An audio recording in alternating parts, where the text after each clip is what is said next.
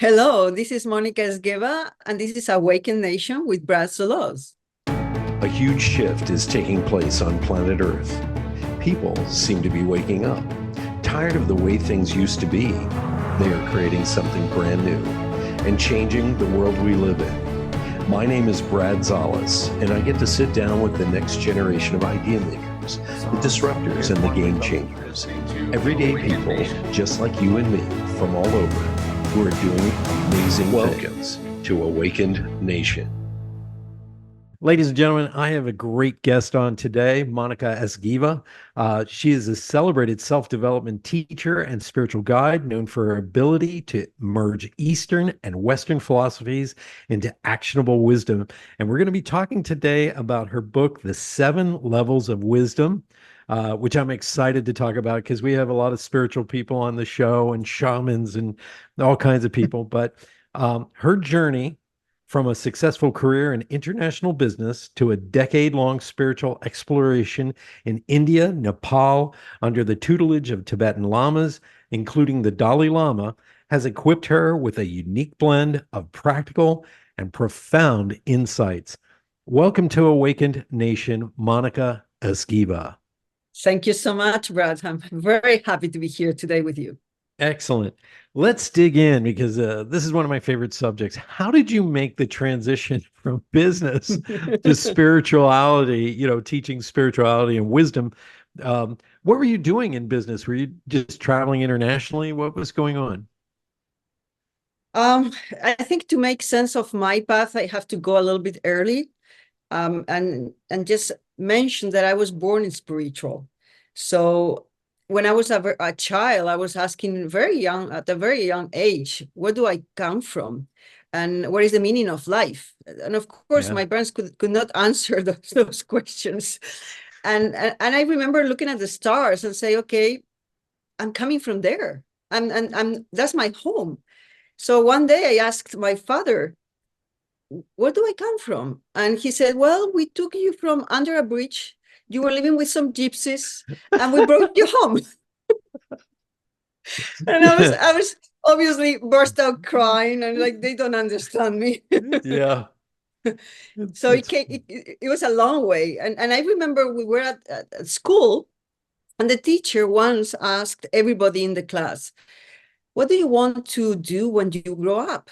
And people will answer, my colleagues, okay, I want to start a family. I want a big house. I want to be successful in my career. And when it was my turn, I said, I want to become a wise person with a big heart. And of course, everybody looked at me and was like, where does she come from? Yeah, from under a bridge, obviously. Right. Very far away from each other. So I was like that all my life. I was spiritual. I was different. I accepted my difference. It was not a problem for me. I never had a problem with self-esteem or self-confidence or anything like that. But I had to be very courageous, to be authentic and be myself. Yeah. And of course, at some point, I tried to follow the natural, normal path. So I went to university and studied economics, and I finished a master's degree. And then I was hired to go and work for Prada in London for a short while. And then I moved to Paris to work for an international school in Paris. Right. I married early. We had a very good house in one of the best neighborhoods. We have a good social life, good holidays. I had the perfect material life, so to speak. But I felt deeply unfulfilled. So at some point, I decided to go to Dharamsala, which is at the feet of the Himalayas in India. And I wanted to do some research to find out more about Tibetans in exile, because there are a good number of Tibetans living there. Right. And my plan was to stay there for 3 weeks to do that. And in an unexpected turn of events, I missed my flight home. And I ended up staying 3 months, studying with Tibetan lamas, receiving teachings from the Dalai Lama, and realizing that they were speaking my language, and that was not Tibetan, of course. It's like it all resonated so much within me because they had a very good map on the nature of the mind and how to go from the ego to enlightenment. And that is what I had been looking for all my life up to then. So when I went back home after those 3 months, and home was Paris at the time, I realized I could not go on with my former life. So what I did is within the span of 6 months, I left my husband, I left my job, I left my house, I left my plan, I left my money, and I just put everything that I could fit in my car, and I went to my parents' home back then and started from scratch. And I didn't know how I was going to earn a living, but I knew how I didn't want to waste my life. And I knew what I wanted is to contribute to a better world, to create a better world, but I didn't know how. So what I did, and this was progressive, of course, it was not overnight. I went to do some studies, primarily in the US. I studied mindfulness in UCLA. I went to take some courses at MIT on neuroscience and psychology. I studied hypnosis in New York. I studied NLP, neuro-linguistic programming, with John Grinder, the co-creator. And at the same time, for 10 years, I will go back to Nepal and India and kept studying with Tibetan lamas. And I will stay 2-3 months every year. So I did those things in parallel, and all that brought me here. This is an astounding journey. And anybody who's listening, I want you to realize, it takes a lot of strength to stand up and say, I no longer want to live my life this way. I'm now going to change my trajectory. And you and I have a lot in common. I used to talk to God at the stars at night. I used to go out in the backyard, and that was my communion, as they say. But yeah, I did what everybody else did too. I followed the path of, well, maybe I should go to college and get my degrees and do this and work in New York City. And, it was funny. I found spirituality in New York City. I was able to find people who kind of thought like me. So I was very blessed with that. I want to ask you, when you were writing the book, I mean, this takes a lot of work, but what is one of your favorite moments from the book that you were able to write about? I guess now in hindsight, I realized I didn't know what I was going to write about or where this was going to take me. Right. Because my 8 previous books were written in Spanish, and they were published in Latin America and Spain, but I had never written a book in English. And when I received the inspiration to write this book, it was very clear that it had to be written in English to reach out to more people around the globe. And that was a titanic task for me, because it's already very difficult to write a book in your own mother tongue. So if it is a different language, it's a lot of work. But I guess when you hear that intuition voice, inner voice, you have to do it and you have to follow that. So I did it without knowing very clearly where this was going to take me. And it was not overnight either. It was a big leap of faith again. Because writing it was something difficult, but I did it. And when I finished, then it was like, okay, now it's a bigger even obstacle, because I don't have a network in the US. I don't have contacts. I don't know how to do it. So what I did is I just researched agents and publishers in the field, and I tried my best writing to them. And of course, no one really paid attention. So I didn't know what was going on, because it's like, okay, I was inspired to do this. It didn't come from my ego. It was not a personal achievement that I wanted to have. Right. Why this is not working? I had to wait for 5 long years. And then after 5 years, after finishing, not starting to write it, finishing, that inner voice came again. And the voice said, okay, maybe it's time to activate it again. And I was like, where? How? You know, I don't know. Yeah. So I was led to a publisher that I didn't know of. I wrote to them, and of course, I was in the same position. I didn't have a platform in English. I was not well known in English. All those things are still, you know, no contacts, nothing. But they read the book, and 2 weeks later, they said, we want you to sign this contract. We want to publish your book. Wow. So I think I'm not an example of anything, but it's just, I think people can understand when they watch that, or when they hear what we are talking about, like, don't give up. Yeah. Don't give up, because you never know when it's going to work out. And mainly if you follow the inner guidance, because one thing is following your ego's desires, but when it's an inner guidance, when you surrender to a higher power, then things work in divine timing. And this is exactly what happened, because this book was published 6.5 years ago. When I finished it, I think people were not ready for it. And now they are. So we really have to trust the universe, so to speak. This is a testament to listening to that inner nudge, that inner voice of spirit. And I love that you figured out, you know, a lot of us do this. We try with our mind. Well, I should do this, and this is the follow through, or the trajectory of what I need to do now that I've finished this. And you were wise enough. See how I brought that back to wisdom, to kind of pull back and say, okay, I'll let this go. And then the inner voice came and said, now it's time. And I love that. Did you ever see the movie or read the book 7 Years in Tibet?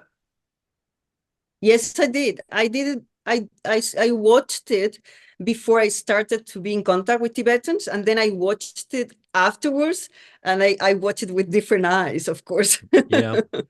Uh, for those of you who don't know, Brad Pitt played the lead in the movie, and it's based on a true story. It's Austrian mountaineer, and I think he's a speed skier as well. Heinrich Herrer's 1952 memoir. He wound up being World War II broke out, and he wound up trapped in Tibet with the Dalai Lama. And at that time, the Dalai Lama was a child. He was basically a baby. And for 7 years, he kind of grew up at the foot of the Dalai Lama, and it changed him. He was very arrogant before that. And then he became this much more godly, spiritual person. And it's almost like that's what you went through, this very powerful grounding that you needed after all these years in the worldly part of the world. But what was it like to be in Tibet and with the Dalai Lama and doing this work every single day? It was in India, actually, because in 1949, if I remember correctly, is when the Dalai Lama flew Tibet, Right. after the Chinese invasion. Yes. So it was at the feet of the Himalayas, but it was in India. I think in my case, I wouldn't say they changed me. I think it's just that their voice, their teachings resonated within me. They were already within. And I could even remember a lifetime of mine as a Tibetan Lama. Nice. So it was a resonance, it was a remembering. So that's why it was so natural for me. It was like, I have known this before. That's why it feels so clear, natural, and not difficult for me, you know? So it was more a resonance and alignment with my own thoughts, feelings. But of course, they gave me a framework to work with.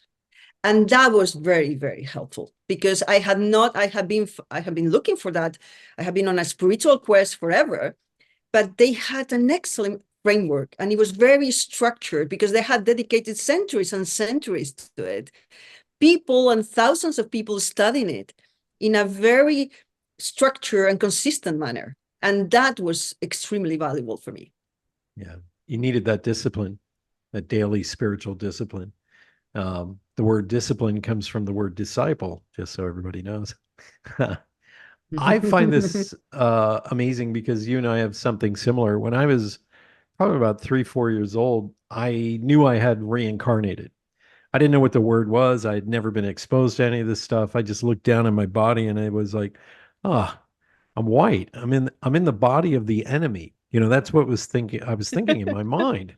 And I couldn't figure out Wow. where that came from. And I never bothered to think about it again until I think it was around junior high. I had a teacher. He used to grab a student and pull them up out of their chair and say, and use them as an example of a figure in history. So he pokes me and he goes, "This is Ben Franklin, one of the founding fathers of America." Yes, of course. And all of a sudden in my mind, I hear this booming voice that says, "You are not Benjamin Franklin, but you were a founding father. You didn't Wow. sign the Declaration of Independence, but you were a founding father." And I was like, whoa, whoa. And, I tuned out a little bit of what the teacher was talking about as he's joking around with me. And I was like, what was that? And so I knew I had lived before. I knew it from the time I was 3 or 4 years old. And then we had some Wow. TV series that was on, a mini series called The Reincarnation of Peter Proud.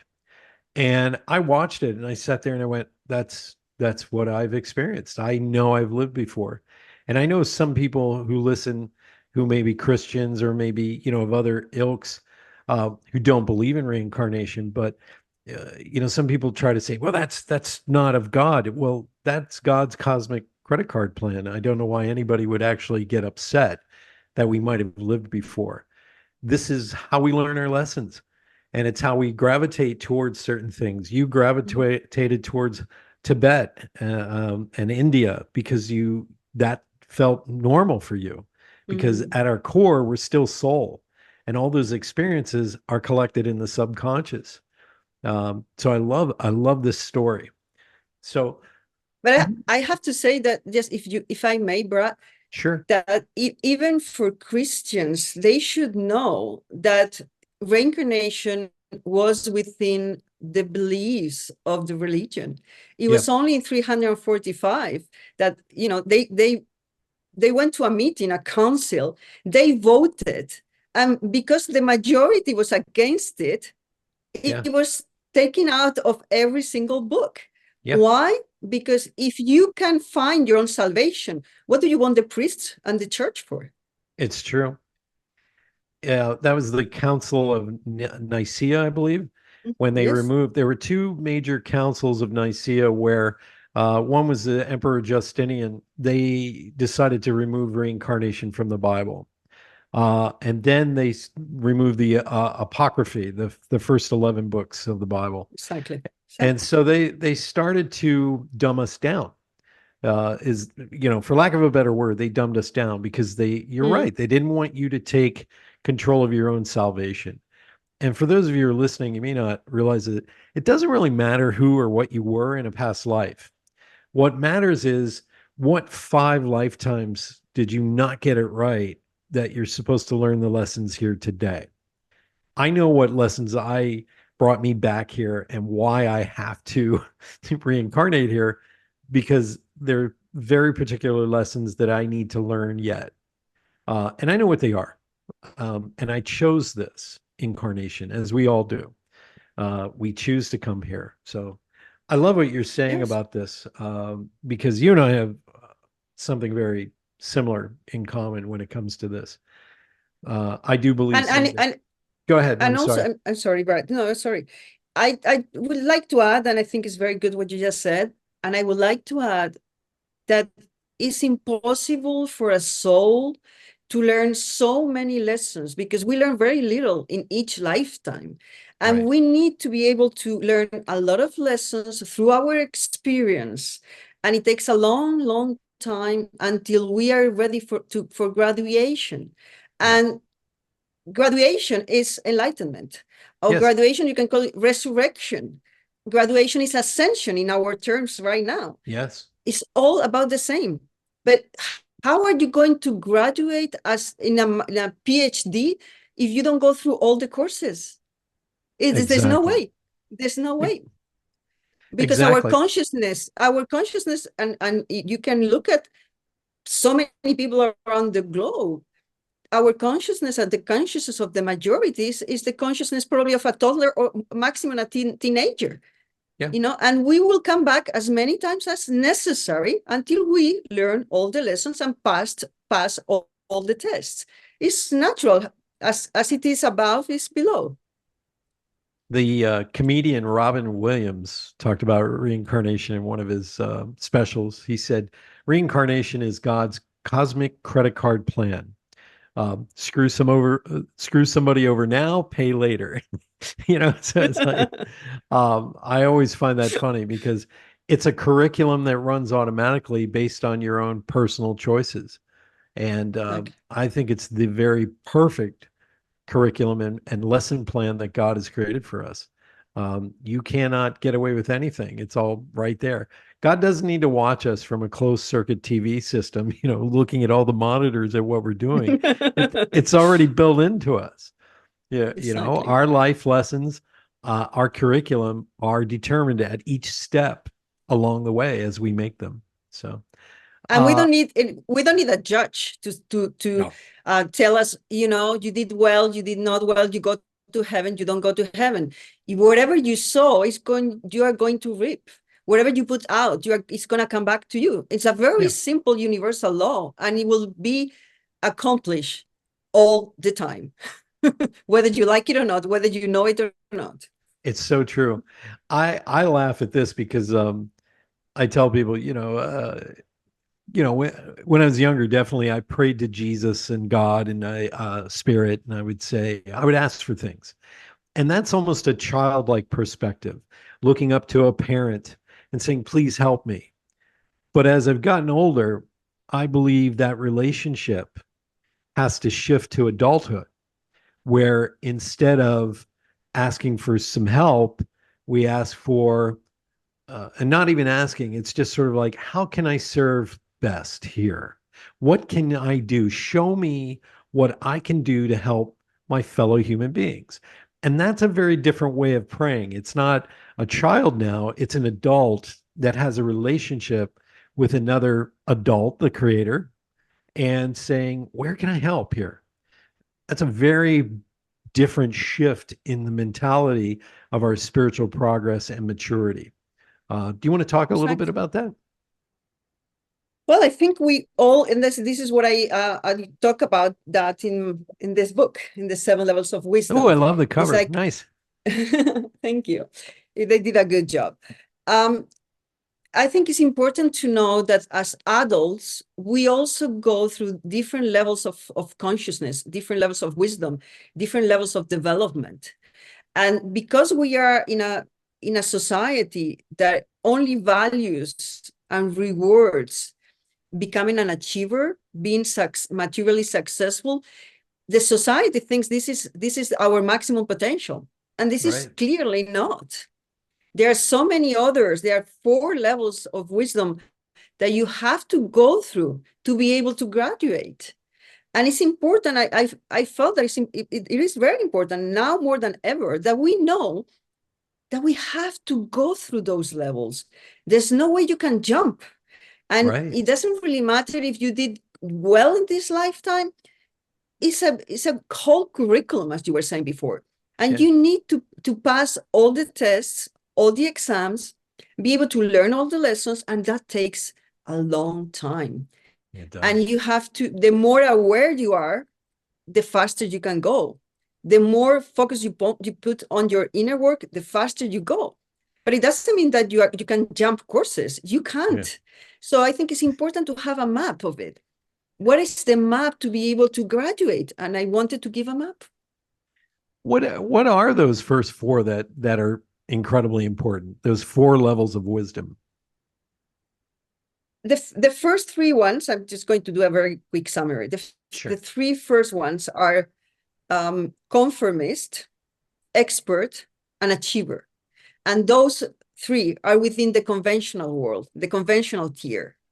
And then you get, this is what people in our society, 70% of our society is in that, of individuals in the society are within those 3. And they think that there is nothing else. This is it. There's only Right. one paradigm, is the rational paradigm, is the material paradigm, and that's it. We are our bodies, we are our egos, we are our minds, we are our thoughts. And when you die, that's it. You disappear, and everything is useless, meaningless. Right. And then you have the post-conventional tier, which is the other four ones that we have to continue towards. And those are individualist. The next one is strategist. The sixth one is the sixth one is alchemist. And the last one, when you graduate, is the unitive. Nice.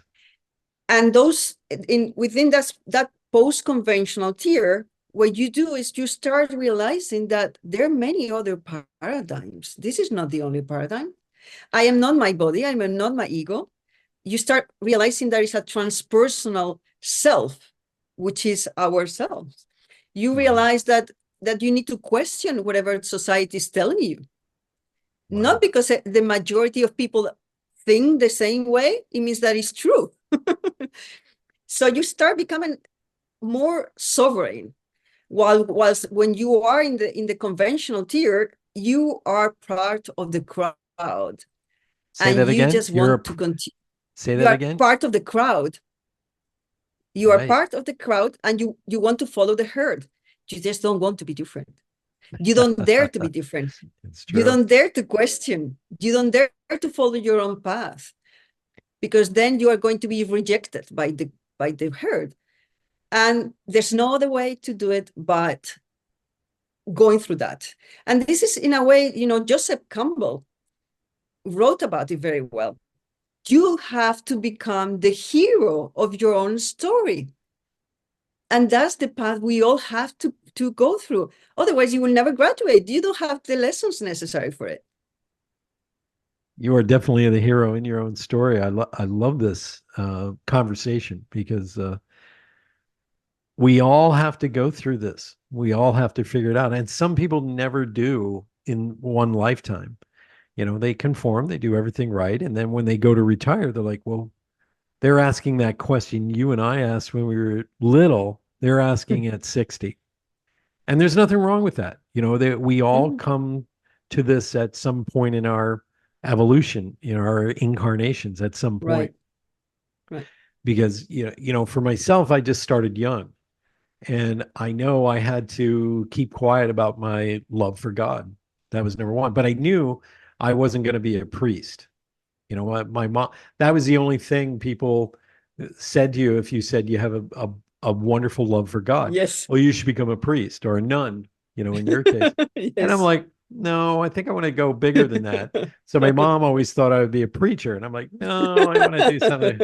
But what I did is I used my spiritual gifts to manifest, and that's the fun part of living here. That's part of why we're here. But to spiritually evolve, now that's another level. That's another level of saying, okay, I want to raise my consciousness. And for those of you, when we use the term consciousness, consciousness is a particular type of awareness that is independent of your mind. In other words, your thoughts aren't your consciousness. It's your awareness. Your heart is filled with love, and you are raised up vibrationally. Everybody knows they feel lighter when they're filled with joy. That's a state of consciousness right there. There are no words for it. And it doesn't matter what you're thinking at the time. You just feel joy. And that's the fun part of all this for me. When you were writing, some people call it the witness, and I think it can help people understand. There's always a witness looking at everything. If you were your thoughts, you could not look at your thoughts. That's true. And that is important to know. So you are not your thoughts. You are not your mind. You're not even your brain. Otherwise, you wouldn't be able to look at what is in your brain. Yeah. And I think it's important to know that we are energy vibrating at a low level at a low speed. So that's why we see it as something solid. But it's only because our brain acts as a filter. and has to translate the energy into something tangible to be able to act in this 3 dimension now, Earth. It's true. But it's just, we are just energy. That's why it's all about vibration. So when your state of consciousness rises, then you vibrate faster. And of course, we cannot see because we don't have that capability so far. But one day we will, and then we will see things. We will see things materializing in our eyes because we will have different capabilities, and we are going towards that. Of course, this is a long process, but we are going towards that. We are moving towards that, because the intermediaries right now, whether it's government, politicians, teachers, authority figures, they're being slowly pushed out of the way, because we're starting to really see, as a whole on planet Earth, everybody's starting to see what has kept them down and repressed them and controlled them. So I see a great awakening happening right now, where people are turning around, they're going, wait a minute, we've been taught a lie. We've been taught an illusion. We've been told to bend our knee and genuflect and just go in this direction. Don't bother looking to the left or to the right. Go this way. Be obedient. Be a good citizen. Pay your taxes. Shut up. Exactly. And so we're now starting to realize our divine nature, I believe. And this is part, of the Bible. It's part of the Quran. It's part of every holy book that we consider the top book to read. They're all talking about an era when people awaken, when they wake up and they turn around, they go, wait a minute, what have I been doing all these years, all these centuries? And we start to take responsibility for everything, including our incarnation here on Earth. What do you say to somebody who's oh, go ahead, I'm sorry. The only thing sorry, I keep interrupting you. No, this is your show. No, it's your show, but I find everything so interesting. So I will add that we have to be careful about something. The whole planet is ascending. The whole planet is going towards a higher vibration. We are in the middle of it, but we have to accept that not everybody is ready for ascension. Not everybody's ready for the graduation. Not everybody's ready to be aware of what is really going on. Not because they are stupid or they are inferior, they don't have enough experience. They don't have the state of consciousness yet. It will come at some point, and we have to accept that not everybody's going to make it, and that is okay, because this is not a race to win. This is just an opportunity, a window of opportunity that you have the free will to accept or not to accept, to be ready for it or not ready for it, and that is okay. I guess it's my ego or the human part of me. I want everybody to get on the spaceship. You know what I mean? I know, but I think it's important, because otherwise we can get very frustrated when people don't get it. It's like, don't you see that the government, the forces, the powers that be are playing with you? No, they don't see it. And then you can get very frustrated. So it's like, okay, be respectful. They are where they are, and that is fine. Respectful? The only thing you Wait can a minute. And the only thing we can do is, okay, we can share the way we see it, and we can share the information and the knowledge that we have now, or we have gathered, but never forcing upon them, because they will reject it altogether, and then there's no point. You're so true, and I catch myself some days, I do get frustrated and maybe not use the best language, but it not to make an excuse, but I care about the other souls. But that is the tough part. Advanced souls are mixed in with new souls. Souls are always being created, and they say that there are billions of souls lined up, if not trillions, lined up to come down here in their first incarnation here in the physical plane. They're fighting to get in line to get this experience, because we can only get these experiences here in this world that make us a better soul, a better part of God. So, yeah. And at this particular moment, I mean, this is a very unique moment, because a shift is being as we speak, the shit is we are in the middle of a shift. The earth is really transforming itself.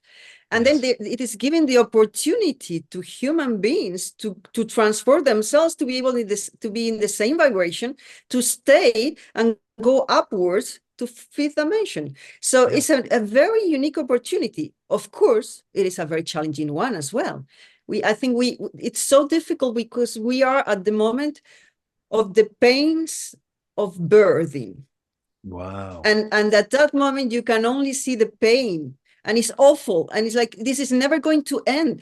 And how can something beautiful come out of this? But it will. We are just going through the pains of birthing a new earth. That's it. I love how you put that. It's the pains of birth for a brand new earth. Because the word revelation doesn't mean that something ends. It's basically something for a new beginning. That's really what it means. So the old world is ending. And I do see some people who are resisting it. They're fighting it. Still, stuck a little bit in, well, this is the way it used to be. And as we awaken, we're starting to discover all these things that were taken away from us as the human race. Who was it? Graham Hancock says it best. He goes, we are a species that suffers from amnesia. And I believe we're awakening really fast, hyper fast right now. And I do believe over the next 2 years is the great awakening that we're talking about. Absolutely. In my visions, I see that, and it's close now. And it doesn't mean that something is going to end there, but it's going to be the end of our era and the start of a new one. And everybody will have the opportunity to choose. Where do you want to be? Do you want to live in an old world? You will have the chance to do it. I think for a while it's going to be in parallel. And you want to be in a different earth where you want to be constructive, you want to help others, you want to live in a brotherhood, you want to create positive things, you want to be helpful to each other, or you want to be harboring ill will, resentment, hate, animosity, fear. Well, you're free to do that too. And then you will live in a world according to what you choose. So this is the free will. This is the maximum gift of God to human beings. You will choose whatever you want for yourself. And that doesn't mean that you are not going to get back home. You will get back home, but you will choose the speed. And that's our prerogative. I thoroughly agree with you on that. I liken it to there's all these escalators going up to heaven, and we're all on each escalator at different places. Some people are ahead of you, some people are behind you, and you might just right be in the middle, and that's it. And there's nothing wrong with that. Nothing. Monica, how do we get a hold of you? Where do we go? I have a website, which is my name, Mónica Esgueva, MonicaEsgueva.com. And then I have 2 channels, one in English and one in Spanish. So if you look for my name on YouTube, go for the one in English. And I do upload content, free content, because I came here to teach. So I want to share what I have learned. And if it can be helpful for other people, that will be lovely.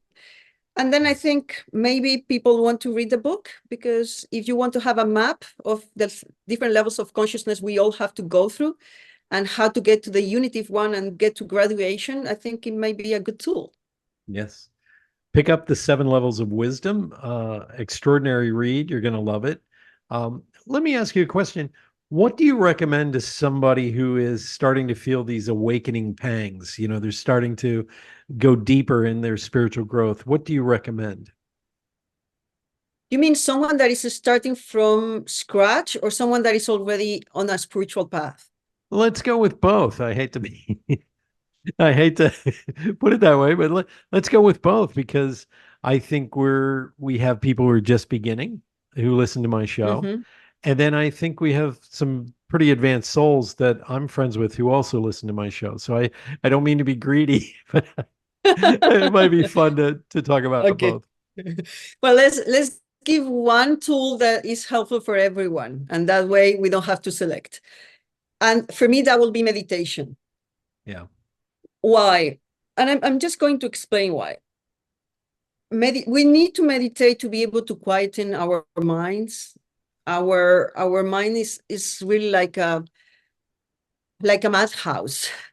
It's Yeah. always so much going on in there, so many thoughts, so many stories that we create, so many movies that are going on in our minds, Yeah. and nothing to do with reality, but we get entangled. We get entrapped with all that web of thoughts and beliefs and stories and remembering things from the past and worrying about the future. If we are not able to calm our minds at will, we are not going to advance very much.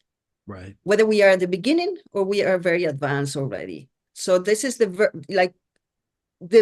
foundations of everyone's life. It should be meditation. And then I would say it takes, there are 3 stages. The first one is relaxing your body. Because if you don't relax your body, then it will affect your mind. So you cannot calm down. So you relax your body and you start seeing, maybe I have a tension here, have this pain, and you let it go. When you get there and your body's already relaxed, then your mind can start to soothe and become more quiet. Most people don't go any further than that. But that means if you don't get any further, you cannot go into the ocean. You cannot dive in, because those 2 first parts those are the ones that will take you to the shore, but then you need to go deeper. Yes. And it's only when you go deeper, which is the 3rd stage, I would say the spiritual stage, that you start uniting, feeling, having the experience of something else than your thoughts and your beliefs and your emotions. You realize that you are love and you are connected with the love of the world, that you are that essence, that being, that soul that is part of the oneness. And not because you read it somewhere or because someone told you, you have the experience. And that changes everything. Because once you feel it, once you have the experience, then you know. And no one can take away that from you. And you know where to come back. And you know what is real and what is not real. And that's the only thing that is real. There's no beginning, there is no end, and you're part of it. Wow. Boom. Yeah, that's a heavy one. Thank you. In the Bible, it says, I forget where the passage is, but they tell Abraham to close his eyes, look to the north, the south, the east, and the west. This is all your domain. They're talking about meditation, basically. But I just love what you're talking about. One of the other pieces I have found that works for me is not only the meditation part, but pay attention to our dreams. Because, it doesn't matter what discipline you study, they always talk about dreams. They didn't move Jesus until they had the dream. Joseph had the dream, go here, stay out of Egypt. And then he had another dream. Now you can go back, And so Joseph and the coat of many colors, he became a dream interpreter. They have Jacob's ladder in the Bible, which he goes to the different levels of heaven. An angel comes to him and pulls him out of his body, and they go to all these different levels. So I think dream study is also really good as well as a companion to meditation, because when you shut off the mind to go to sleep at night, certain things, communication from the higher realms, from God, from spirit, your guardian angels, starts to creep through. Because your consciousness is going to change. Right. I think it's a very important point. I think when you start paying attention to your dreams, you can differentiate between dreams that are just organization of your daily life, of your previous day, Right. And then those dreams are charged with energy, are charged with meaning, and you know the difference. And I Yes. think at least what I have seen in my own life is that you become your own oracle. You don't need anyone to give you information, to give you guidance, to tell you what to go, where to do, how to interpret what is going on in your life. You become your own oracle. And it is wonderful because you get so empowered. Yes. And you get, the more interest you get into interpreting your own dreams and you give importance to your own dreams, the more dreams you get that will be helpful and meaningful for you. So I think it's an awesome tool for everyone. Yes. I'm also a big fan of not following a guru or a priest. I meet with myself from a higher dimension, a more advanced Brad, let's say, that just happens to be my name in this lifetime, that tells me what to do and where to go. And sometimes he's quiet and he just laughs and he goes, You're on the right path. Just trust. But yeah, incredible. Thank you, Monica. Let me see if I can get this right. I gotta pronounce it right. Thank you, Monica Esgueva. Or no, wait, Esgueva. Did I say that right? That's perfect. That's Esgueva. an A, Brad. Thank you, Monica Esgueva. Esgueva. Thank you. I'm not going to let you go right away. We have a Okay. lightning round. I'm going to ask you a few questions uh, that our audience can get to know you better. So my first question is, Mhm. is there anything that you love to do or you're passionate about that maybe we don't know you do? I am a painter. Oh, wow. This is not something that I usually share, but I am a painter. I painted since I was very young. I had this talent. I didn't have to learn it. And I was quite good at it since I was a child. And I think at some point when when we are in the new earth or where things start changing, I will probably go back to it because what I paint is very spiritual. Yeah. And I think we are at a time where spirituality in the arts and beauty is not well considered. It's not a la Yes. mode. It's not really trendy. So I continue with my art, but I will be able to share that and to show that once we are a little bit more advanced in the change we are looking for. I love it. I am also an artist and want to get back to painting and drawing more because I love it. It's my creative side. It's not a side. It's me. I am creative. Exactly. Yeah. My Exactly. second question is, you did a TED Talk, and what was the title of the TED Talk? I forget. Well, I actually did two. You did two. You did two TED Yes, Talks. I did. I want to ask you, what was your favorite part or story around your TED Talks? Because I've done a TED Talk as well, and it's really a great exercise in taking your message and really squeezing it down to 18 minutes. What did you love about that, and what was your favorite one? Well, the first one was in 2012, so it was a long time ago, and it was a little bit more about my own story. And the second one, I didn't want to make it so personal. So I thought right now, it was only a few months ago, and I realized that for people that are not awakened or are not on the spiritual path, what they need the most is have greater inner peace. So I thought if I have to select one single message out of all the things that I teach, what can be useful for normal people? And I thought inner peace. So I said, okay, let's go with that topic. I love it. My third and final question is, what is your greatest hope for the human race?